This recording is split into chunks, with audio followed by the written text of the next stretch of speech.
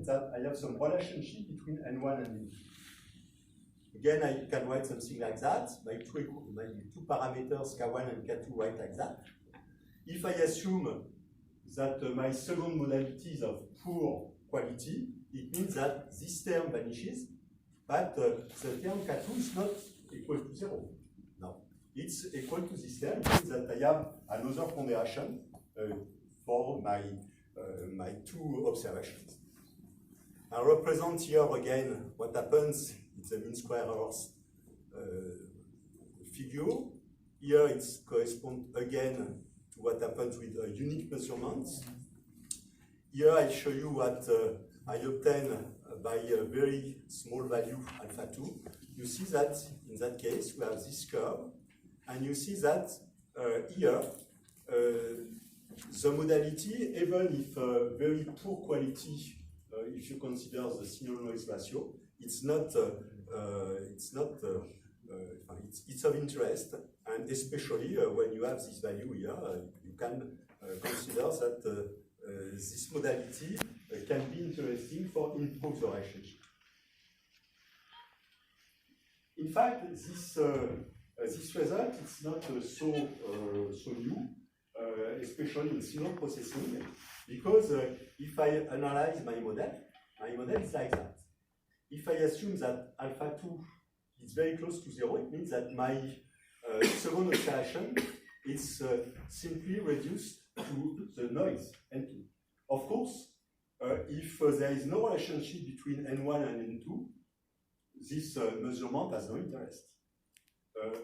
Conversely, if N1 and N2 are very close, especially if N2, for instance, is a reference corresponding to N1, so with a correlation coefficient which is close to 1, it will be very useful, because using this second observation, you can, by simple subtraction, remove the noise here.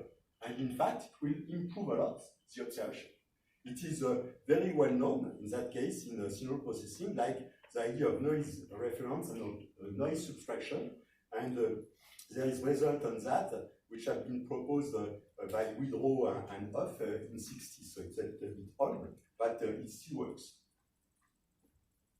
So just a conclusion for this part, where I have a perfect model. In the case of independent modality, where there is no relationship between the noise and the signal of interest, in fact, as we can intuitively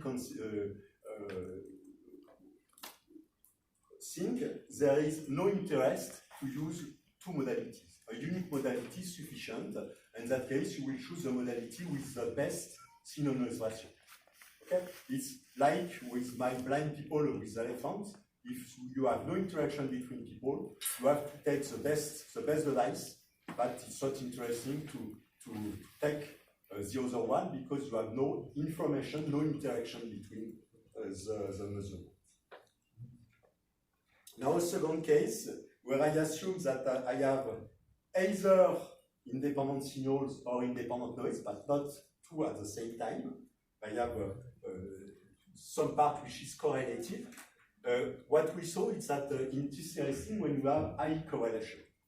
Again, what it means that you need to have some similarities between either the noise, either the signal. But what is important, even if my objective is to estimate the source of interest that I call S1 or S2, S1, the effect of the noise, the interaction between the noise, provide you information which is able to improve the performance of the estimation of S1.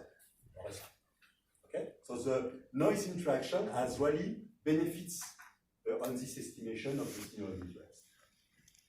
And when you have both signal and noise which are correlated, what we observe is that the best results are obtained when you have the interaction between noise and between sources which are of opposite signs, so the coefficient correlation which are like that.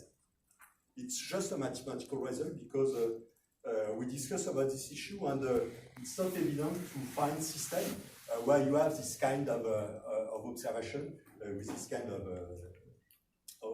results. And finally, the last result that I present just in the previous slide, when you have a very low quality observation, it can be of interest if you have some interaction. Again, it's a case of correlated signal and noise. It's what I present when you can consider if the correlation coefficient of the noise is high enough, like a reference of the noise. Okay, everything is okay, or it's a bit complicated? No? Have you some questions on this first part?